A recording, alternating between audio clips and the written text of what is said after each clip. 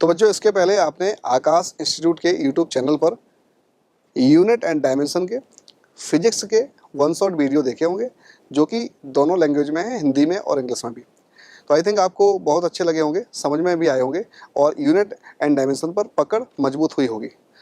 ठीक है बच्चों, साथ ही साथ फिजिक्स और केमिस्ट्री के प्रैक्टिकल वीडियोस भी आप आकाश इंस्टीट्यूट के यूट्यूब चैनल पर देख सकते हैं, जो कि बोर्ड के एग्ज़ाम के लिए बड़े ही हेल्पफुल रहेंगे।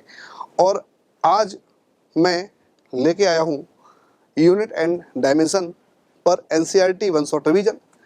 एनसीईआरटी की जो लाइंस होती हैं उनका रिवीजन, कभी कोई लाइन छूट न जाए, जिससे कि सवाल हमारा एग्जाम में ना अटके और हम एनसीईआरटी को भी कवर करते हुए चलेंगे। तो बच्चों सबसे पहले हम लोग बात करते हैं इसमें, ठीक है। इसमें एनसीईआरटी को पढ़ने के लिए एक खास तरीका, जो बोर्ड लाइंस हैं उन पर ध्यान देना है, उन्हीं में सारा सार, सारा कंक्लूजन मिलेगा आपको, ठीक है। तो बच्चों क्या है, सबसे पहले यूनिट दिख रहा होगा बोर्ड में, ठीक है। तो यूनिट है, यूनिट कितने टाइप का होता है, फंडामेंटल और बेस यूनिट या फिर ड्राइव्ड यूनिट। तो दो तरह का यूनिट होता है। फंडामेंटल यूनिट बच्चों आप सभी को पता है कि फंडामेंटल यूनिट ऐसे यूनिट जो एक दूसरे पर डिपेंड नहीं होते हैं, अपने आप में स्वतंत्र होते हैं, उनको क्या बोलते हैं, फंडामेंटल यूनिट बोलते हैं।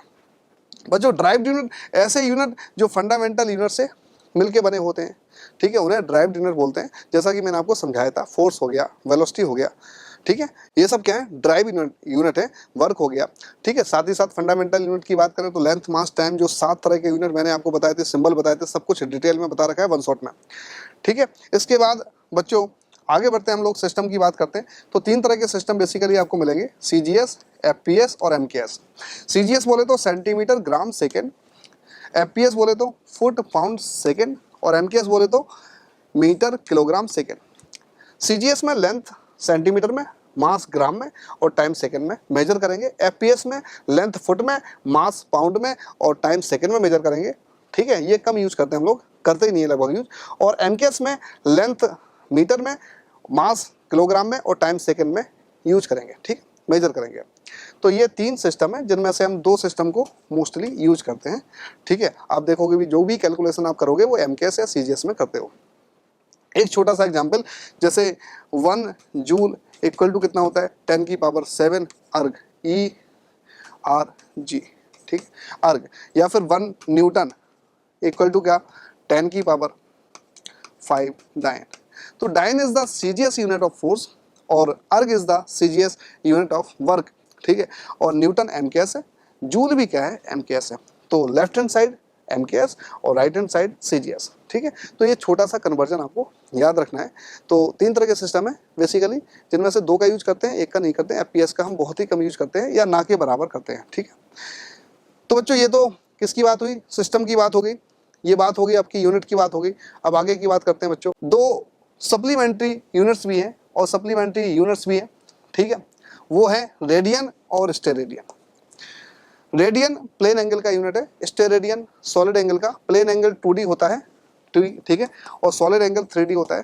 बच्चों जो आर्क सर्कल के सेंटर पर, सर्कल की आर्क सर्कल के सेंटर पे जो एंगल बनाती है उसे प्लेन एंगल बोलते हैं, जो कि 2D में मेजर करते हैं, ठीक है। इसका यूनिट रेडियन होता है। और जो आपका एरिया, स्फीयर, कोई भी स्फीयर का छोटा सा एरिया ले लो, टुकड़ा ले लो, वो जो एरिया स्फीयर के सेंटर पर एंगल सब्टेंड करेगा उसे हम सॉलिड एंगल बोलेंगे। जैसे मान लो ये एरिया है तो ये सेंटर है, तो एरिया के सारे जो सर्कमफ्रेंस के पॉइंट है उनको सेंटर से मिला दो तो एक कोन टाइप का स्ट्रक्चर आएगा। तो वो जो अंदर से मेजर करेंगे उस कोन के एंगल को, that is said to be solid angle. और ये बेसिकली 3D में होता है। अगर मैं प्लेन एंगल की बात करूं तो angle equal to arc upon radius, arc DS है और रेडियस कितना है, आर। अगर मैं सॉलिड एंगल की बात करूं बच्चों तो यहाँ पर डेल्टा ए मतलब एरिया अपॉन आर स्क्वायर आएगा, यहाँ पर आर्क अपॉन आर स्क्वायर और यहाँ पर एरिया अपॉन आर स्क्वायर आएगा बच्चों, ठीक है। तो ये 2D और ये 3D। अब यहाँ से एक क्वेश्चन बनता है, एनटीए ने लगभग हर साल ये पूछ रखा है, घुमा फिरा के पूछता रहता है एनटीए कि ऐसी क्वांटिटीज बताओ जिनके यूनिट्स हैं पर डायमेंशन नहीं है। तो 2 क्वांटिटीज हैं जिनके यूनिट्स हैं बट डायमेंशन नहीं है, सॉलिड एंगल और प्लेन एंगल, ठीक है। तो बच्चों ये तो सप्लीमेंट्री यूनिट और सप्लीमेंट्री क्वांटिटीज की बात हुई। ये आप देख पा रहे हो कि फंडामेंटल क्वांटिटीज हैं, 7 तरह की फंडामेंटल क्वांटिटी जो आपको डिस्कस करी गई थी, length, mass, time, electric current, temperature, amount of substance, luminous intensity, ठीक है, इलेक्ट्रिक करंट। तो ये सब क्या है, 7 तरह की फिजिकल क्वांटिटीज हैं, फंडामेंटल फिजिकल क्वांटिटीज। ठीक है, तो ये आपको याद रखना है। आगे बच्चों इसी में हम लोग आगे बढ़ते हैं। तो आगे अभी देखो कोई खास इंपॉर्टेंट चीज नहीं दिख रही है। ठीक है, हाँ एक कन्वर्जन जरूर आप देख सकते हो। ठीक है, कन्वर्जन बहुत इंपॉर्टेंट है। जैसे मान लो 1 डिग्री इक्वल टू कितना, पाई अपॉन 180 रेडियन, ये काम आएगा आपके। 1 मिनट इक्वल टू कितना होगा, 1 अपॉन 60 डिग्री, और 1 second equal to 1 upon 60 minute. तो ये मिनट का सिंबल है, single comma double comma second, और ये डिग्री है। तो अगर ये कन्वर्जन दिमाग में है तो थोड़ा सा कहीं ना कहीं आपको हेल्प मिलेगी। ठीक है, बाकी छोटे मोटे कन्वर्जन है जिनकी कोई आवश्यकता है नहीं। तो आप ये याद रखना, 1 डिग्री इक्वल टू कितना, पाई अपॉन 180 रेडियन। ठीक है, मतलब डिग्री को अगर रेडियन में कन्वर्ट करना है तो पाई अपॉन 180 करेंगे। फॉर एन एग्जाम्पल, जैसे मान लो 45 डिग्री इक्वल टू कितना, 45 इंटू कितना, पाई अपॉन 180। ठीक है, ये रेडियन हो जाएगा। तो कितना जाएगा, इसको बोलेंगे पाई बाई 4। 4 में कट जाएगा, ये 4 टाइम्स में, तो पाई बाई 4 रेडियन आ जाएगा। तो पाई में जो एंगल होते हैं वो रेडियन में होते हैं। ठीक है, डिग्री आपको न्यूमेरिकल जो डिजिट्स हैं वो दिख जाएंगे। ठीक है, अगर पाई आ गया तो वो रेडियन हो जाएगा। अगर हमें रेडियन को डिग्री में बदलना है तो 180 अपॉन पाई का मल्टीप्लाई करेंगे। 1 degree equal to pi upon 180 radian, या फिर 1 radian equal to 180 upon pi degree, है ना। तो जब भी हमें डिग्री को रेडियन में कन्वर्ट करना है तो पाई अपॉन 180 का मल्टीप्लाई करेंगे, और जब रेडियन को डिग्री में कन्वर्ट करना है तो 180 अपॉन पाई का मल्टीप्लाई करेंगे। 1 मिनट इक्वल टू कितना होता है आपका, 1/60 डिग्री, यानी या उल्टा बोलो कि 60 मिनट बराबर 1 डिग्री। तो 1 मिनट बराबर 1/60 डिग्री। ऐसे ही सेकंड में होता है बच्चों। ठीक है, तो ये तो मिनट और डिग्री के लिए हो गया। सेकंड में क्या होता है, 60 सेकंड इक्वल टू 1 मिनट, या 1 सेकंड बराबर 1/60 मिनट। और अगर मैं इसको डिग्री में कन्वर्ट करूं तो 1 सेकंड, ठीक है, 1/60 मिनट इंटू 1/60। तो ये अब डिग्री में कन्वर्ट हो गया। इसको हटा दो, ये किस में कन्वर्ट हो गया, डिग्री में। ठीक है, तो आप छोटा सा कन्वर्जन याद रखना, 1 डिग्री बराबर पाई/180 रेडियन, 1 मिनट बराबर 1/60 डिग्री, 1 सेकंड बराबर 1/60 मिनट। और अगर 1 सेकंड को डिग्री में कन्वर्ट करना है तो 1/60 इंटू कितना, 1/60, ये डिग्री हो जाएगा पूरा। तो ये छोटा सा कन्वर्जन है जो कि आपको याद रखना है। ठीक है, अब हम लोग आगे की बात करते हैं, सिग्निफिकेंट फिगर। तो कोई भी मेजरमेंट होता है, कोई मेजरमेंट है तो उसमें सिग्निफिकेंट फिगर बताना जरूरी हो जाता है कि किस मेजरमेंट में कितने सिग्निफिकेंट फिगर हैं। और इसमें जो आपको समस्या देगा वो 0 होगा कि 0 सिग्निफिकेंट फिगर है या नहीं है। तो इसके अपने रूल्स हैं, इन रूल्स को हम याद रखेंगे। ठीक, साथ ही यहाँ पर एक दो पॉइंट आपको मिलेगा।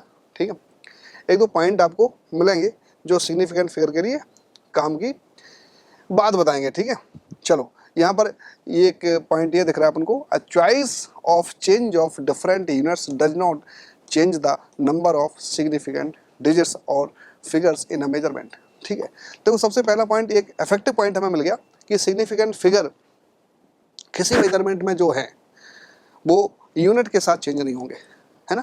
जैसे मान लो 1 मीटर इक्वल टू कितना, 100 सेंटीमीटर, एक सिग्निफिकेंट फिगर, इसमें भी एक है। ठीक है, इक्वल टू 1000 mm मिलीमीटर। ठीक है, तो इसमें भी एक ही सिग्निफिकेंट फिगर है। तो आप देख पा रहे हो बच्चों, आप देख पा रहे हो कि जो आपका यूनिट कन्वर्जन है, मतलब एक यूनिट दूसरे यूनिट में कन्वर्ट हो रहा है, तो उससे सिग्निफिकेंट फिगर के नंबर पर कोई चेंज नहीं हो रहा है, इसका ये मतलब है। ठीक है, इन्होंने भी एग्जाम्पल दिया, for example the length 2.308 centimeter has 4 significant figure, but in different unit the same value can be written as 0.02308 metre, या फिर 23.08 मिलीमीटर, या फिर माइक्रोमीटर। तो आप देख पा रहे हो इन तीनों चारों यूनिट जो भी एक यूनिट में सिग्निफिकेंट फिगर है किसी मेजरमेंट में, वही सभी यूनिट में होंगे। मतलब यूनिट के कन्वर्जन से सिग्निफिकेंट फिगर का कोई लेना देना नहीं है। यूनिट चेंज हुआ, सिग्निफिकेंट चेंज हो जाए, ऐसा गलत है। ठीक है, यूनिट के चेंज होने पर सिग्निफिकेंट फिगर वही रहते हैं जो पहले जिस यूनिट में जिस मेजरमेंट के लिए थे। ठीक है, चलो, तो सिग्निफिकेंट फिगर की एक जो बहुत अच्छी बात है वो हमें समझ में आ गई। अब रूल की बात करते हैं। All the non zeros are significant figure, बिल्कुल सही बात है। कोई भी मेजरमेंट हो 2, 3, 8, 5, ये सब कितने 4 सिग्निफिकेंट फिगर हो गए। तो जितने भी नॉन जीरो होते हैं वो सिग्निफिकेंट फिगर होते हैं। All the zeros between 2 non zero digits are significant, जैसे 2, 0, 8, 0, 4। ठीक है, तो आप बोलोगे क्या कि किन्हीं भी दो नॉन जीरो के बीच में जो जीरो होता है वो सिग्निफिकेंट फिगर होता है। तो इसमें कितने सिग्निफिकेंट फिगर हो जाएंगे बच्चों? 1, 2, 3, 4, 5, ये दोनों जीरो सिग्निफिकेंट फिगर होंगे क्योंकि ये दोनों जीरो किन्हीं भी दो नॉन जीरो नंबर के बीच में है। ठीक है, तो इसका ये मतलब हो गया 2 पॉइंट हो गए अपने। ठीक है, तो 1 पॉइंट वहां मिला था, 2 पॉइंट ये हो गए। If the number is less than 1, the zeros on the right of the decimal point but to the left of the first non zero, ठीक है, digit are non significant figure. सुनो मेरी बात, यहाँ पर इस पॉइंट को समझना बहुत जरूरी हो जाता है। जैसे मान लो अपने पास है 0.00, ठीक है, 2308, ठीक है। अब देखो ये जो डेसिमल पॉइंट है इसके लेफ्ट वाले 1 से कम नंबर की वैल्यू की बात कर रहे हैं, मतलब ऐसा नंबर जो 1 से कम है। 1 से कम है तो इस तरीके से कुछ लिखा हुआ है 0.002308 ये लिखा हुआ है। अब ये तो जो जीरो किसका, दो नॉन जीरो के बीच में है, तो ये तो सिग्निफिकेंट फिगर है, बिल्कुल है। मैंने क्या बोला कि जीरो को पकड़ लो कि जीरो सिग्निफिकेंट कब है कब नहीं है। ठीक है, तो आप ये देखो कि ये जो डेसिमल पॉइंट लगा इसके लेफ्ट हैंड वाले, तो लेफ्ट हैंड साइड वाला जीरो तो सिग्निफिकेंट फिगर हो गई नहीं, राइट हैंड साइड वाले जीरो भी सिग्निफिकेंट फिगर नहीं है यदि वो फर्स्ट नॉन जीरो डिजिट के लेफ्ट हैंड साइड है। बात समझाई? ठीक है, if number is less than 1, the zeros on the right of the decimal point ये, but to the left of the first non zero digit are not significant. तो ये दोनों जीरो सिग्निफिकेंट फिगर नहीं है, मतलब ये तीनों जीरो सिग्निफिकेंट फिगर नहीं है। तो कितने सिग्निफिकेंट फिगर हो गए? 1, 2, 3, 4। तो इस नंबर में 4 सिग्निफिकेंट फिगर हो गए। ठीक है, तो आगे बढ़ते हैं बच्चों। आगे क्या अपने पास एक और पॉइंट है, द टर्मिनल और trailing zero in a number without a decimal point are not significant figure. सीधा सीधा इन्होंने बोला, ये उसी ऊपर वाले रूल को फॉलो कर रहा है। मैंने बोला था कि अगर यूनिट चेंज करोगे, ठीक है, तो सिग्निफिकेंट फिगर चेंज नहीं होते। जैसे मान लो 2.3 मीटर, अब इसको सेंटीमीटर में लिखना है तो 230 सेंटीमीटर। ठीक है, तो ये मीटर में है, सेंटीमीटर में। अगर मिलीमीटर में लिखना है तो 2300 मिलीमीटर। ये मेजरमेंट डिफरेंट यूनिट्स में है, ठीक है, लेकिन एक ही मेजरमेंट के 3 यूनिट में वैल्यूज हैं। तो अब ये देखो यहाँ पर 2 सिग्निफिकेंट फिगर, यहाँ पर भी 2, यहाँ पर भी 2।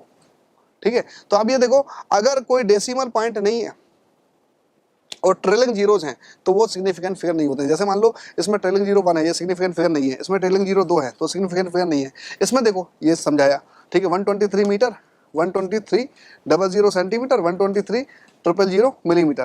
तो इसमें ट्रेलिंग जीरो 2 है जो कि नॉन सिग्निफिकेंट फिगर है, इसमें भी 3 है जो कि नॉन सिग्निफिकेंट फिगर है। तो आप याद रखना अगर डेसिमल पॉइंट नहीं है तो ट्रेलिंग जीरो क्या माने जाते हैं? नॉन सिग्निफिकेंट फिगर माने जाते हैं।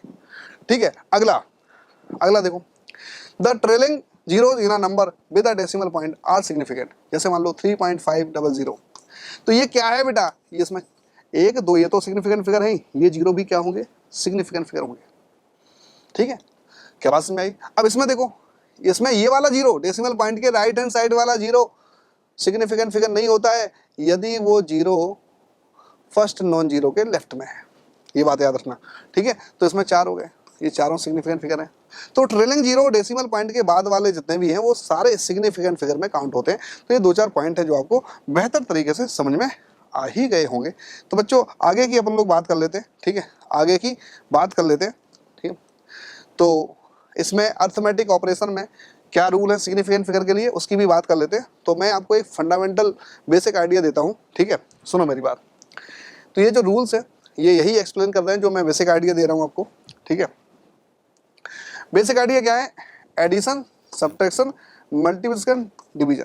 Addition, subtraction, multiplication, division. तो एडिशन सब्ट्रैक्शन में least decimal places, multiplication division में लीस्ट सिग्निफिकेंट फिगर। इस एरो का मतलब क्या है? लीस्ट डेसिमल प्लेसेस, और इसका क्या मतलब है? Least significant figure.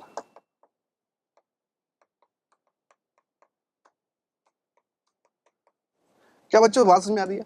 तो एडिशन सब्ट्रैक्शन मल्टीप्लिकेशन डिवीजन ऐसे लिखोगे, एडिशन सब्ट्रैक्शन मल्टीप्लिकेशन डिवीजन, यहां से ऐसे जाएंगे तो लीस्ट डेसिमल प्लेस, डी पे आएगा एरो, इसका मतलब लीस्ट डेसिमल प्लेसेस, और मल्टीप्लिकेशन डिवीजन पे अगर जाएंगे तो लीस्ट सिग्निफिकेंट फिगर, मतलब 2 नंबर का मल्टीप्लाई कर रहे हैं हम या डिवाइड कर रहे हैं, ठीक है। तो जिस नंबर में कम डेसिमल प्लेसेस होंगे उसमें आंसर आएगा।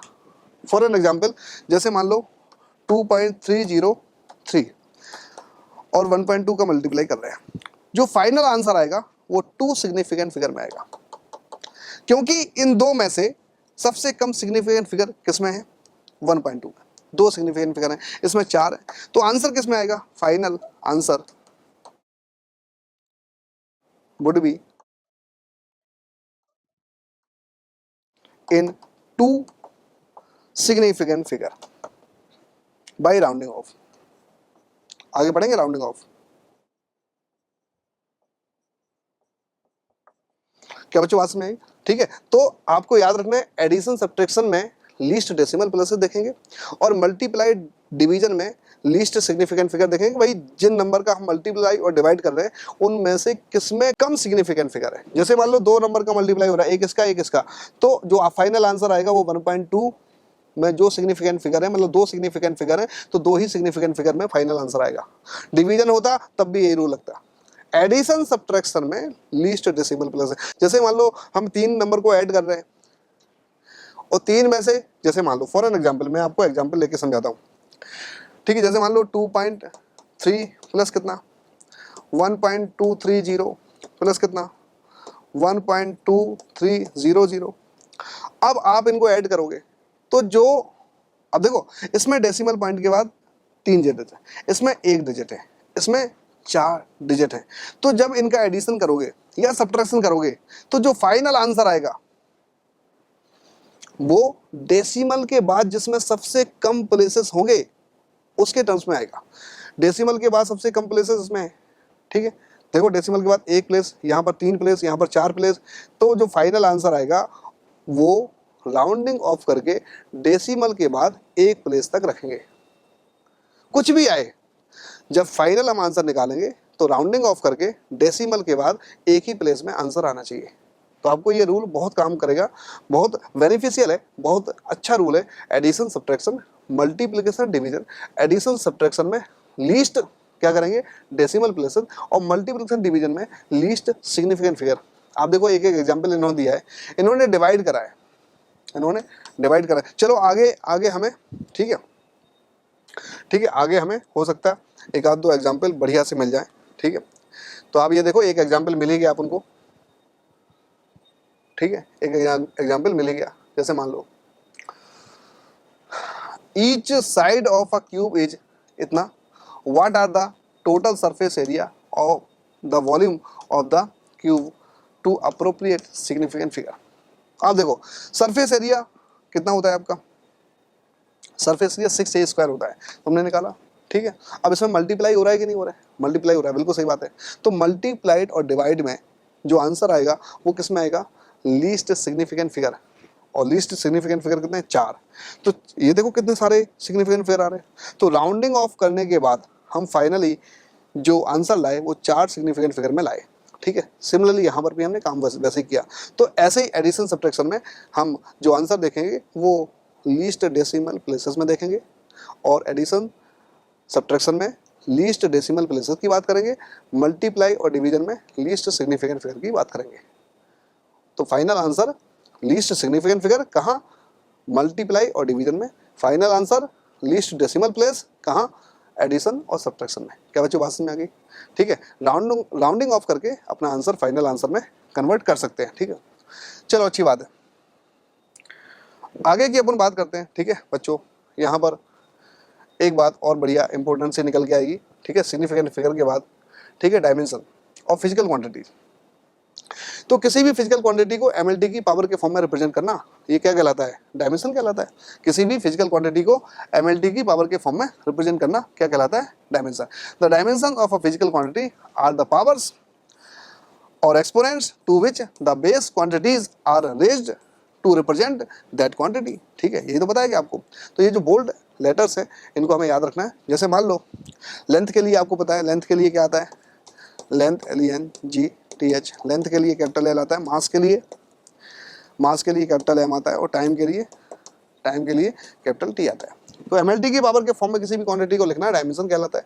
ठीक है, अब आइए देखते हैं यहाँ कोई काम का पॉइंट तो नहीं है। ठीक है, बिल्कुल नहीं है। ठीक है, अलग अलग जैसे मान लो वेलोसिटी को कैसे लिखेंगे, ये सब निकाल के है ना रिप्रेजेंट करके समझाया गया था। हर एक क्वांटिटी के लिए डायमेंशनल फॉर्मूला मैंने लगभग आपको सिखाया, वन शॉट जो रिवीजन चला था अपना। ठीक है, अब आगे की बात करते हैं अपन।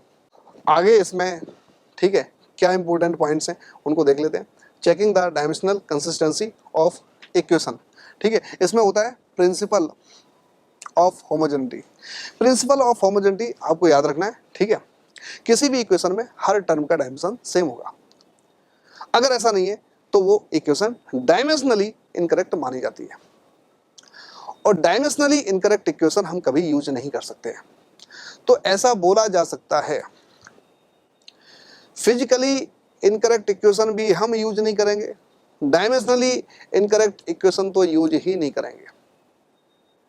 ठीक है, अगर कोई इक्वेशन डायमेंशनली इनकरेक्ट है इसका मतलब वो गलत इक्वेशन है, उसको हम मैथमेटिकल अप्रोच में यूज नहीं कर पाएंगे। तो प्रिंसिपल ऑफ होमोजेनिटी क्या कहता है कि ईच टर्म का डायमेंशन बोथ साइड क्या होता है, सेम होता है। हर टर्म का डायमेंशन क्या होगा, सेम होगा। चलिए देख लेते हैं इसमें क्या क्या है। तो पहले तो क्या MLT की पावर के फॉर्म में रिप्रेजेंट करना किसी भी फिजिकल क्वांटिटी को, वो क्या कहलाता है, डायमेंशन कहलाता है। ठीक है, उससे अलग अलग फिजिकल क्वांटिटीज की अलग अलग डायमेंशनल फार्मूला बनते हैं। ठीक है, MLT की पावर के फॉर्म में लिख दो और बड़ा सा ब्रैकेट लगा दो, तो that is the representation of dimensional equation या dimensional formula of that particular physical quantities. तो ये सारी बातें ठीक है डायमेंशन के बारे में। फिर इसमें जो रूल है वो क्या है, प्रिंसिपल ऑफ होमोजेनिटी का, कि if an equation fails this consistency test it is proved wrong, but if it is passes it is not proved right. Thus a dimensionally correct equation need not be actually an exact correct equation, but a dimensionally wrong, incorrect or inconsistent equation must be wrong. सुनो, अब ये point दे दिया। ये point क्या है कि अगर कोई डायमेंशनली करेक्ट इक्वेशन है तो वो जरूरी नहीं है कि परफेक्ट इक्वेशन हो सकता है फिजिकली इनकरेक्ट हो, कांस्टेंट्स की जो वैल्यू है वो सही नहीं है। ठीक है, तो डायमेंशनली करेक्ट इक्वेशन जरूरी नहीं है कि वो सही इक्वेशन हो, उसको यूज कर पाए। लेकिन फिर से मैं रिपीट कर रहा हूँ, डायमेंशनली करेक्ट इक्वेशन मतलब किसी इक्वेशन में हर टर्म का डायमेंशन सेम है, हर टर्म का डायमेंशन सेम है। लेफ्ट हैंड साइड और राइट हैंड साइड जितने भी टर्म्स हैं किसी भी इक्वेशन में हर टर्म का डायमेंशन सेम है, मतलब वो डायमेंशनल कंसिस्टेंसी पर प्रूव्ड होती है, प्रिंसिपल ऑफ होमोजेनिटी को फॉलो करती है।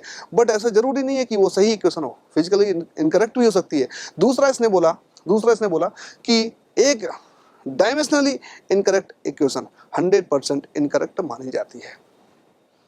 करेक्ट इक्वेशन मानी भी जा सकती है और नहीं मानी जा सकती है। करेक्ट इक्वेशन पूरी तरह से करेक्ट हो भी सकती है और नहीं भी, लेकिन अगर इनकरेक्ट है तो वो हमेशा इनकरेक्ट मानी जाएगी, ये इसका मतलब है। ठीक है, चलो इसमें देखो एक छोटा सा एग्जांपल है। Let us consider an equation half mv square equal to mh, where m is the mass of the body, v its velocity, g is the acceleration due to gravity and h is the height.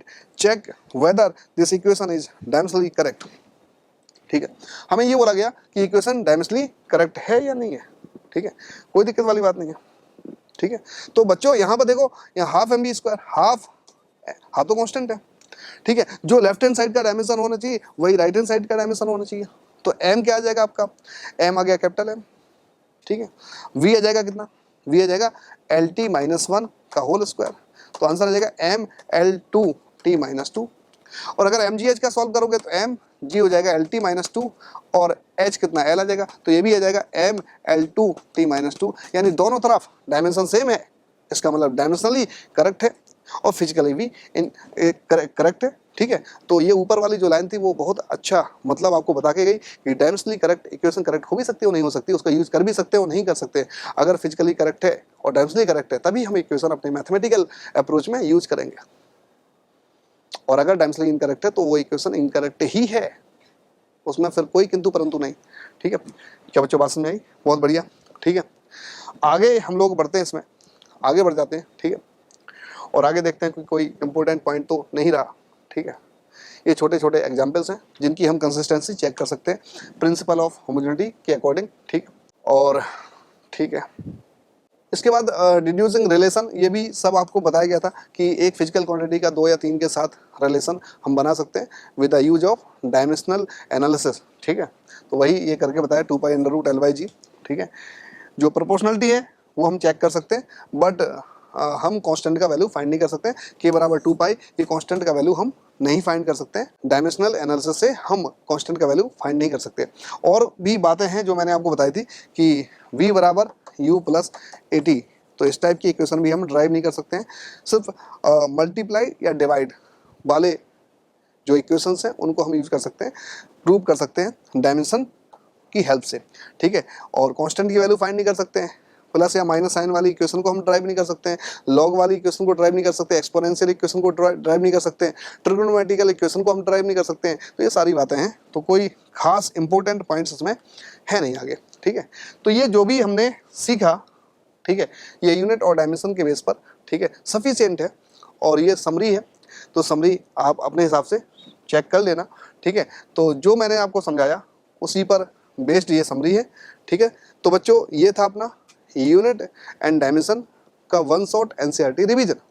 तो NCERT की lines का importance इस chapter में तो बहुत कम है, लेकिन आगे वाले जो कोर्स चैप्टर्स हैं, जैसे मान लो elasticity, mechanical properties of solid, semiconductor, ठीक है, बहुत सारे ऐसे आपको चैप्टर मिलेंगे जहां पर एनसीईआरटी से ग्राफ्स, एनसीईआरटी के एग्जाम्पल्स, एनसीईआरटी के डाटा, एनसीईआरटी की लाइंस डायरेक्ट आपको यानी नीट के एग्जाम में मिलेंगे।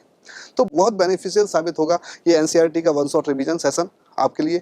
तो जुड़े रहिए हमारे साथ, ठीक है। Thank you, tata, bye bye.